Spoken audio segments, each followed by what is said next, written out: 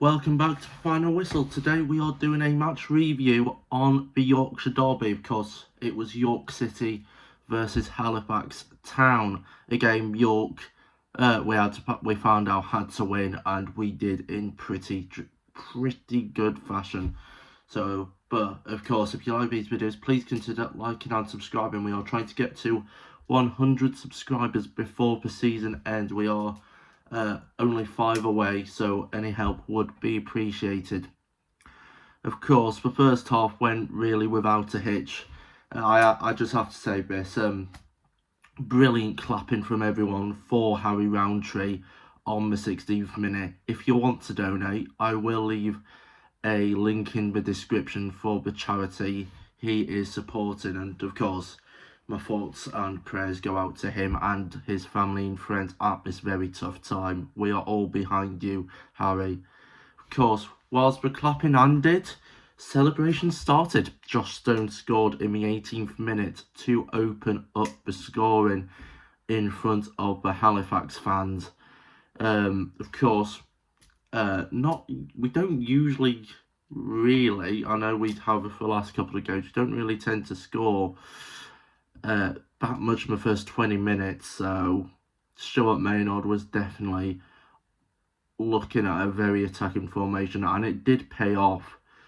Of course, York doubled their lead on 25 minutes with Mr. Alex Hunt getting his 10th goal of the season.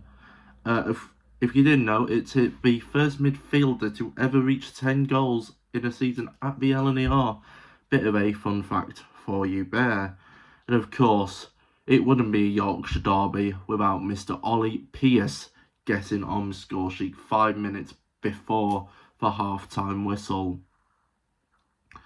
The second half, it was pretty much more the same because Josh Umami scored on the 56th minute, and then Ollie Banks scored again on the 58th minute. Of course, Callum Howe was started on the bench, but he did get subbed on for Zach Johnson at half-time due to Mr. Johnson being on a yellow card, and we cannot risk in the run-up to these vitally important games for anyone to miss out with suspension. So good tactical change there by Stuart Maynard.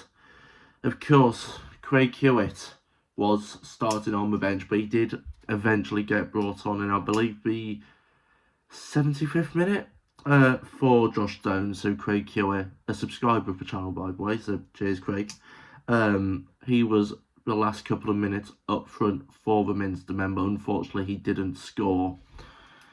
Of course, you might have seen on social media the Halifax fans decided to stage, I don't know really what to call it, basically throw the Teddy out the pram. Towards the end of the game, the Halifax fans ran onto the pitch, stopping the game for a short amount of time. Apparently, I heard on X, they weren't fans, they were just randoms, but of course, Halifax like to stick up for their own, so I do not know how true or false that statement is. Then, just a few minutes later, the Halifax fans again were chucking chairs onto the pitch, causing quite a lot of criminal damage, and I hope West Yorkshire Police do the right thing, find out who did it and charge them with criminal damage. And I hope Halifax do ban them, because of course when we went to the Shea, we were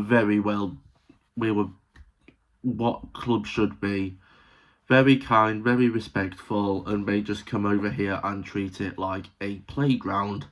To be fair, the fans who ran onto the pitch were probably better in about 5 minutes of fame than Halifax's entire midfield in 92 minutes. So the Halifax fans did unfortunately ruin the game from that point onwards. Of course, our next game is Scunthorpe away. The Yorkshire Topics will be doing a matchday vlog in it. I will not, so keep an eye out on his channel. I will link his video down his channel down below. Of course, I will also leave a link to the charity Candlelight. If you want to donate, feel free to. It's for a brilliant cause, and I, as again, hope Harry comes out this stronger than ever. Anyway, if you like this video, please consider liking and subscribing, and I'll see you later.